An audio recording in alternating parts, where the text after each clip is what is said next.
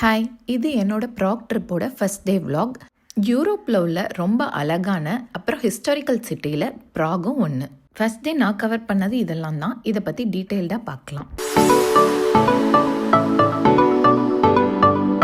First நான் வந்த இடம் வென்ஸ்லஸ் ஸ்கொயர். இது ப்ராகோட ரொம்ப முக்கியமான அப்புறம் பிஸியான ஏரியான்னு சொல்லலாம். இங்கே நிறைய அழகான பில்டிங்ஸ், ஹோட்டல், ரெஸ்டாரண்ட் எல்லாமே இருக்குது. உங்களுக்கு பார்க்க இதெல்லாம் ஒரு நார்மல் ஸ்ட்ரீட் மாதிரி தோணலாம். ஆனால் இந்த பில்டிங்ஸ் எல்லாம் சைலண்ட்டாக ஒரு ஹிஸ்ட்ரியை சொல்லிட்டு தான் இருக்குது. அது என்னன்னா 14th செஞ்சுரியில் இந்த இடம் ஹார்ஸ் மார்க்கெட்டாக இருந்திருக்கு. அப்படியே காலப்போக்கில் இந்த இடம் செக் ரிபப்ளிக்கோட ஃப்ரீடம் சிம்பிளாக மாறியிருக்கு. அது எப்படின்னா 1968லேயும் 1989லேயும் 2 பெரிய ப்ரொட்டஸ்ட் நடந்திருக்கு. 1989 நடந்த ப்ரொட்டஸ்டில் தான் இவங்களுக்கு செக் ரிபப்ளிக் கம்யூனிஸ்ட் ரூல்லேருந்து ஃப்ரீடம் கிடச்சிருக்கு. இந்த பில்டிங்ஸ்லாம் பார்க்கவே ரொம்ப அழகாக இருக்குல்ல. இது என்னன்னு பார்க்குறீங்களா? ரோட்டு மேலே இருந்த ஒரு ஆப்பிள் மரம். ஆனால் இது எப்படி நல்ல குவாலிட்டியான ஆப்பிளா என்னன்னு எனக்கு தெரியல. யாரும் பெருசாக பறித்து சாப்பிடலை. ஆனால் பார்க்க நல்லா இருந்தது. அடுத்து இன்னொரு ஆச்சரியமான விஷயம்தான், என்னதான் ஊர் விட்டு ஊர் வந்திருந்தாலும் நம்ம மொழி நம்மளை இழுக்கும்னு சொல்லுவாங்கல்ல. அந்த மாதிரி ப்ராகில் தமிழில் எழுதியிருந்த ஒரு ரெஸ்டாரண்ட் போர்டை பார்த்தோம். பார்க்கவே ரொம்ப சந்தோஷமாகவும் ஆச்சரியமாகவும் இருந்தது. அதுக்காகவே உள்ளே போய் ட்ரை பண்ணோம். அப்புறம் சிட்டி ஃபுல்லாக ஹிஸ்ட்ரியை சொல்கிற மாதிரி நிறைய ஸ்டாச்சு அங்கங்கே வச்சுருந்தாங்க. இந்த வென்ஸ்லஸ் ஸ்கொயரில் இருக்க பில்டிங் எல்லாமே 19th and 20th செஞ்சுரி ஆர்கிடெக்சரில் கட்டப்பட்டதுன்னு சொல்கிறாங்க.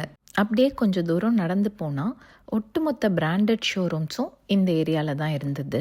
நான் கூட இந்த பில்டிங் எல்லாம் பார்த்ததையும் இது ஏதோ வீடோ இல்லை ஏர்பிஎன்பி ரெஸ்டாரண்ட் அந்த மாதிரி இருக்கும்னு நினச்சேன். பட் ஆனால் ஷோரூம்ஸும் இந்த மாதிரி பில்டிங்கில் தான் வச்சுருக்காங்க. அதுக்குன்னு தனியாக எந்த பில்டிங்கும் கிடையாது.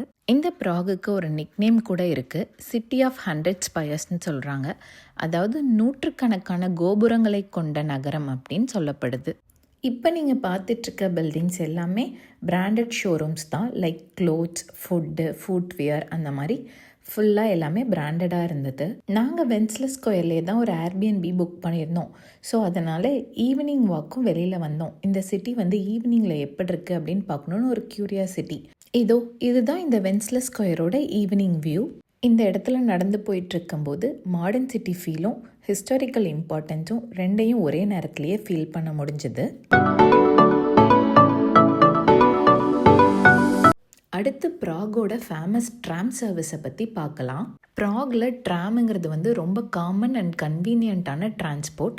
சிட்டி ஃபுல்லாக நம்ம ஈஸியாக ட்ராவல் பண்ணலாம். ரொம்ப ஃப்ரீக்வெண்ட்டாக இருந்துகிட்டே இருக்கும். ஆக்சுவலி இந்த ப்ராகோட ட்ராம் நெட்வொர்க் 1875 தான் ஸ்டார்ட் பண்ணியிருக்காங்க. ஸ்டார்ட் பண்ணவில்லை. இது ஒரு ஹார்ஸ் ட்ராமாக தான் இருந்திருக்கு. அதாவது என்னென்னா அந்த ரெயில்ஸை ஹார்ஸ் தான் கட்டி இழுத்துட்டு போயிருக்கு. அப்புறம் 1891 தான் எலக்ட்ரிக் ட்ராம்ஸை இன்ட்ரடியூஸ் பண்ணியிருக்காங்க. இப்போ நீங்கள் பார்த்துட்ருக்கதெல்லாம் ரொம்ப பழைய ட்ராமு. அவங்களோட ஹிஸ்ட்ரி ப்ளஸ் ட்ரெடிஷன் வேல்யூவை மெயின்டைன் பண்ணுறதுக்காகவே இந்த மாதிரி ட்ராம்ஸ் எல்லாம் சூப்பராக சரி பண்ணி ஓட்டிகிட்ருக்காங்க. யூரோப்போட பழமை வாய்ந்த ட்ராம் சிஸ்டமில் இதுவும் ஒன்று.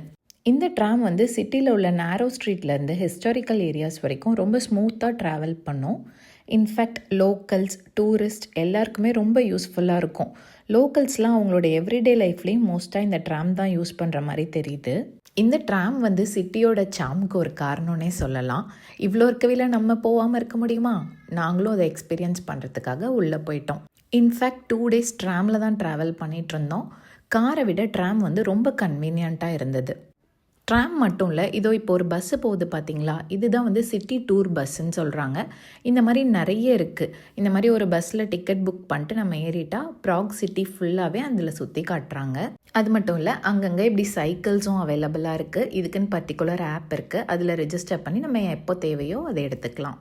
நிஜமாகவே இந்த சிட்டிக்குள்ளே காரில் ட்ராவல் பண்ணுறது ரொம்ப கஷ்டங்க. ஏன்னா பார்க்கிங் ஸ்லாட் கண்டுபிடிக்கிறது ரொம்ப கஷ்டம். அதுக்கு இந்த மாதிரி லோக்கல் சர்வீசஸ் எல்லாம் எடுத்துக்கிட்டு ஜாலியாக சிட்டியை சுற்றி பார்த்துட்டு நம்ம கிளம்பலாம். இதோட நாங்கள் நிறுத்தலை, மெட்ரோவும் எக்ஸ்பீரியன்ஸ் பண்ணலான்னு சொல்லிட்டு மெட்ரோ ஸ்டேஷனுக்குள்ளேயும் போயாச்சு. இதுதான் மெட்ரோ ரயில். ஆனால் எனக்கு என்னவோ பர்சனல் எக்ஸ்பீரியன்ஸில் மெட்ரோவை விட ட்ராம் ரொம்ப கம்ஃபர்டபுளாக இருந்தது. இன்னொரு விஷயம் சொல்லணும், அந்த ட்ரெடிஷ்னல் ட்ராம்லலாம் போனால் அது ஸ்டாலர் ஃப்ரெண்ட்லி கிடையாது. அந்த ஒரு போர்ஷன் மட்டும் கொஞ்சம் கஷ்டமாக இருந்தது. இதே மாடர்ன் ட்ராமில் அந்த ப்ராப்ளம் கிடையாது. இப்போ நம்ம ப்ராகோட ஹார்ட்னு சொல்லப்படுற ஓல்ட் டவுன் ஸ்கொயருக்கு தான் வந்திருக்கோம். இதுதான் ப்ராகோட மோஸ்ட் ஃபேமஸ் டூரிஸ்ட் ஸ்பாட்டு. இங்கே உள்ள பில்டிங் எல்லாமே ரொம்ப பழமையான பில்டிங். பார்த்தாலே உங்களுக்கே தெரியும் பாருங்கள், முன்னாடி இருந்த பில்டிங்ஸ்க்கும் இந்த பில்டிங்ஸ்க்கும் உள்ள டிஃப்ரென்ஸு. இந்த ஓல்ட் டவுன் ஸ்கொயர் வந்து 12th செஞ்சுரியில் உருவாக்கியிருக்காங்க. அதாவது 800 ஆண்டுகளுக்கு மேலான வரலாறு வந்து இதில் இருக்குது. இன்ஃபேக்ட் இந்த நகரம் வேர்ல்டு வார் டைமில் கூட ரொம்ப குறைவாக தான் பாதிக்கப்பட்டிருக்கு. அதனால் இந்த கட்டடங்கள் எல்லாம் அதே பழமையோட அழகோட பாதுகாப்பு பண்ணிட்டு வந்துட்டுருக்காங்க.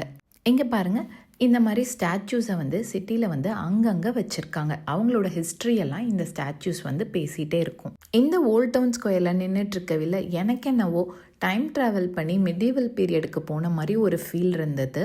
நான் சும்மா சொல்லலை, இந்த பில்டிங்ஸ், இந்த கலர்ஸ், இந்த ஆர்கிடெக்சர் இது எல்லாமே மனிதர்களோட க்ரியேட்டிவிட்டியோட லிவிங் ப்ரூஃப்னே சொல்லலாம். ஆக்சுவலி இந்த சிட்டி வந்து எந்த ஒரு டைம்லேயுமே டெஸ்ட்ராய் ஆகாமல் அப்போ இருந்த மாதிரி அப்படியே சர்வே ஆகிட்டுருக்கதே ஒரு மிராக்கிளாக தான் ஃபீல் பண்ணுறேன்.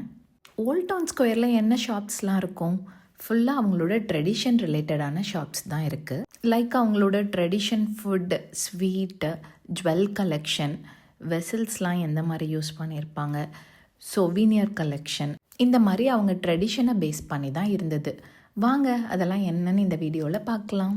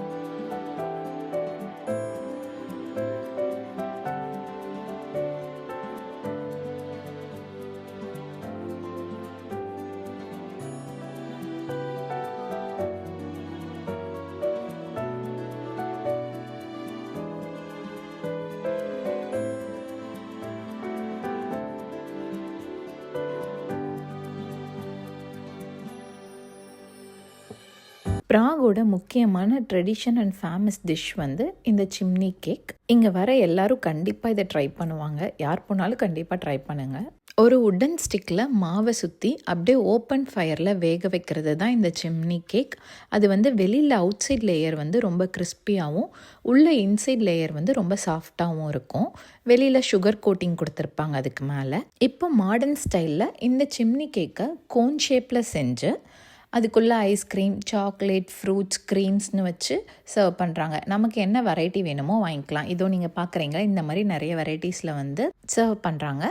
நான் வந்து ஸ்ட்ராபெரி வித் க்ரீம் வாங்கி ட்ரை பண்ணேன். உண்மையாகவே சூப்பராக இருந்தது. இப்போ நம்ம பார்த்துட்ருக்கிறது தான் ப்ராகோட மோஸ்ட் ஃபேமஸ் டூரிஸ்ட் அட்ராக்ஷன் சொல்லலாம். இது வந்து அஸ்ட்ரானமிக்கல் கிளாக். இந்த கிளாக் வந்து 1410 உருவாக்கப்பட்டிருக்கு. இது வேர்ல்ட்லேயே இன்னும் ஒர்க்கிங் கண்டிஷனில் இருக்கும் ஓல்டஸ்ட் அஸ்ட்ரானமிக்கல் கிளாக்ல இதுவும் ஒன்று. ஆக்சுவலி இந்த கிளாக் டைம் மட்டும் காட்டாது. அஸ்ட்ரானமினா என்ன? ஜாதகம், ஜோஷியம் இந்த மாதிரிலாம் தான். இங்கே உள்ளவங்களும் இதெல்லாம் நம்பியிருப்பாங்க போல். இதெல்லாம் பார்க்கவே இல்லை, அப்படி தான் தெரியுது. டைம் மட்டும் காட்டாமல் ராசிகள், அதில் சூரிய நிலை, சந்திர நிலை இந்த மாதிரி எல்லாமே இது காட்டுமா. இதோ இப்படி தான் ராசியெல்லாம் இந்த கிளாக்கில் வந்து மென்ஷன் ஆயிருந்தது. இதை பற்றி டீட்டெயிலாக எனக்கு புரியல, ஆனால் ஆல்மோஸ்ட் நம்ம ஊர் ராசி பலன் மாதிரி தான் இருக்கும்னு நினைக்கிறேன். ஆக்சுவலி ஒவ்வொரு ஹாருக்கும் இந்த கிளாக்கில் வந்து ஒரு குட்டி அனிமேஷன் நடக்கும். ஸ்பெஷலாக மக்கள்லாம் அதை பார்க்கறதுக்காகவே இங்கே வெயிட் பண்ணுவாங்க. ஆக்சுவலி நாங்கள் ஜஸ்ட் 5 minutesல அதை மிஸ் பண்ணிட்டோம். அதனால அந்த கிளாக்குக்கு முன்னாடி இருந்த ஒரு ரெஸ்டாரண்ட்லேயே லன்ச் வாங்கிட்டு அப்படியே சீட் போட்டு உட்காந்தாச்சு. ஆனால் அது பெரிய தப்பு. ஆக்சுவலி அந்த இடத்துல ரெஸ்டாரண்ட் இருந்ததுனாலையோ என்னவோ தெரில, ஃபுட்டு ரொம்ப காஸ்ட்லியாக இருந்தது. ஓவரால் ப்ராகோட 3 days ட்ரிப்க்கு நாங்கள் ஃபுட்டுக்கு ஸ்பெண்ட் பண்ணதை அந்த ஒரு இடத்துல ஸ்பெண்ட் பண்ணிட்டு வந்தோம். இதுதான் அந்த குட்டி அனிமேஷன். அந்த 2 பாக்ஸ்லேருந்தும் குட்டி ஸ்டாச்சு 2 வெளியில் வந்து பெல் ரிங் ஆகுது. ஜஸ்ட் ஒரு 2 to 3 minutes தான் இது நடந்தது. அப்போது டெக்னாலஜி லிமிட்டடாக இருந்தாலும் இமேஜினேஷன் வந்து அன்லிமிட்டடாக இருந்திருக்கு. அதோட பெஸ்ட் எக்ஸாம்பிள் தான் இந்த கிளாக்குன்னு சொல்லலாம். 600 வருஷங்களாக இந்த கிளாக் ஒர்க்கிங்கில் இருக்கிறதே வந்து இன்ஜினியரிங்கோட ஒண்டர்னு சொல்லலாம்ல. இப்போ நம்ம ப்ராகோட மோஸ்ட் ஐகானிக் பிளேஸ் சார்லஸ் பிரிட்ஜ்க்கு தான் வந்திருக்கோம். ஆக்சுவலி இந்த பிரிட்ஜ் வந்து 1357 கிங் சார்லஸ் 4ஆல் கட்டப்பட்டது. அதனால தான் இந்த பிரிட்ஜுக்கு வந்து சார்லஸ் பிரிட்ஜுன்னு பேர் வந்திருக்கு. இதுதான் இந்த பிரிட்ஜோட என்ட்ரன்ஸ். இந்த பிரிட்ஜ் வல்டாவா அப்படிங்கிற ரிவரை வந்து கிராஸ் பண்ணிகிட்ருக்கு. ஆல்மோஸ்ட் 500 வருஷங்களுக்கு மேலே இந்த பிரிட்ஜ் வந்து சிட்டிக்கு வந்து முக்கியமான ஒரு கனெக்ஷனாக இருக்குது. ஏன் இதை வந்து நான் கனெக்ஷன் சொல்கிறேன்ட்டு உங்களுக்கே பின்னாடி வீடியோஸ் பார்க்கவே புரியும். அந்த இடத்துல நான் அதை மென்ஷன் பண்ணுறேன். இந்த பிரிட்ஜில் இந்த மாதிரி ஸ்ட்ரீட் ஆர்டிஸ்ட் எல்லாம் நிறைய பார்க்கலாம் நம்ம. ஆக்சுவலி இது வந்து அவங்களோட கல்ச்சரை சொல்லிகிட்டே இருக்குது. அதை விடாமல் அவங்க ஃபாலோ பண்ணிகிட்ருக்காங்க. இந்த பிரிட்ஜில் இந்த மாதிரி மொத்தம் 30 சிலைகள் இருக்குது. இது எல்லாமே அந்த டைம் வாழ்ந்த செயின்ட்டோட சிலைன்னு சொல்லப்படுது. ஒவ்வொரு சிலையும் ரொம்ப யூனிக்காக அழகாக இருந்தது. பார்க்கவே ரொம்ப சூப்பராக இருந்தது. இந்த ஒவ்வொரு சிலைக்கு பின்னாலேயும் ஒவ்வொரு ஸ்டோரி இருக்குது. இந்த பிரிட்ஜில் நின்று பார்க்கவில்லை என்டையர் சிட்டியோட வியூவும் அழகாக தெரியும். இதை தான் நான் வந்து அந்த 500 வருஷங்களாக இருக்க கனெக்ஷன்னு மென்ஷன் பண்ணேன். நீங்களே பாருங்களே, ரிவர் தெரியும், சிட்டி வியூ தெரியும். இதோ அங்கே தெரியுது பார்த்தீங்களா, அதுதான் வந்து கேசல், அதாவது ராஜாங்கள் வாழ்ந்த கோட்டை. இதை எல்லாத்தையுமே இந்த ஒரு பிரிட்ஜ் கனெக்ட் பண்ணும். அதை தான் நான் கனெக்ஷன் சொன்னேன். இது ஒரு பிரிட்ஜ் மட்டும் இல்லை, இது பாஸ்ட்டுக்கும் ப்ரெசண்ட்டுக்கும் நடுவில் உள்ள ஒரு அழகான கனெக்ஷன். அதுதான் இந்த சார்லஸ் பிரிட்ஜ். அடுத்து நான் ரொட்டேட்டிங் ஹெட் ஸ்கல்ப்சரை பார்க்குறதுக்காக வந்திருந்தேன். இது குவாட்ரியா ஷாப்பிங் சென்டர் கிட்ட தான் இருக்குது. ஆக்சுவலி அந்த ஷாப்பிங் மாலோட வியூ தான் இது.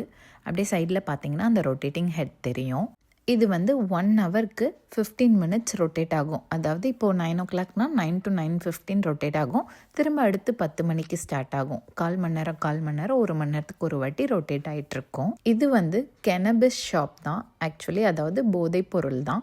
ப்ராகில் இது ஒரு லீகலான விஷயம்தான். அதாவது லார்ஜ் அமௌண்ட்டாக இல்லாமல் தன்னோட பர்சனல் யூஸ்க்கு கொஞ்சமாக இங்கே வந்து வாங்கிக்கலாம். இந்த ரொட்டேட்டிங் ஹெட் வந்து ஃப்ரான்ஸ் கஃப்கா அப்படிங்கிறவரோட மொகம்னு சொல்கிறாங்க. அவர் வந்து யாரும் கிடையாது, ஒரு இன்ஃப்ளூயன்ஸ் ரைட்டராம். இது 36 feet ஹைட் இருக்குது. இதில் வந்து 42 ரொட்டேட்டிங் ஸ்டெயின்லெஸ் ஸ்டீல் லேயர்ஸ் வந்து இருக்குது. 2014 இதை இன்ஸ்டால் பண்ணியிருக்காங்க. ஆக்சுவலி ரொட்டேட் ஆகிறதுக்கு முன்னாடி இப்படி தான் லைட்ஸ் வந்து மாறி மாறி எரியும். அதுதான் வந்து ஃபேஸ் ரொட்டேட் ஆக போகிறதோட இன்டிமேஷன். இது ரொம்ப யூனிக்கான மூவிங் ஸ்கல்ப்சர்னு சொல்லலாம். இது கண்டினியூஸாக ரொட்டேட் ஆகி ஷேப் சேஞ்ச் ஆகுது.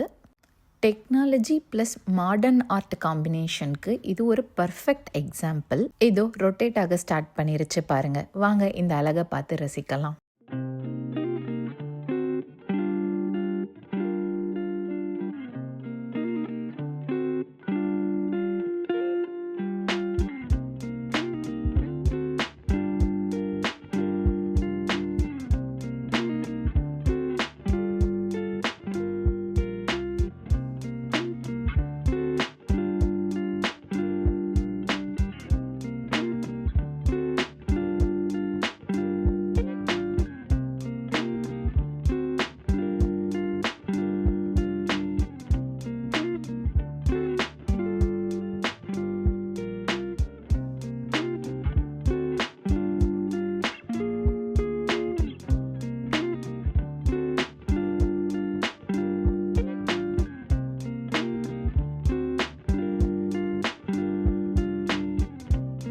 ப்ராகில் ஹிஸ்ட்ரி மட்டும் இல்லை, மாடர்ன் க்ரியேட்டிவிட்டியும் ஈக்குவல் பவர்ஃபுல்லாக இருக்குங்கிறது இந்த ரொட்டேட்டிங் ஹெட் ஸ்கல்ப்சரை பார்க்கவில்லை நல்லாவே புரியுது.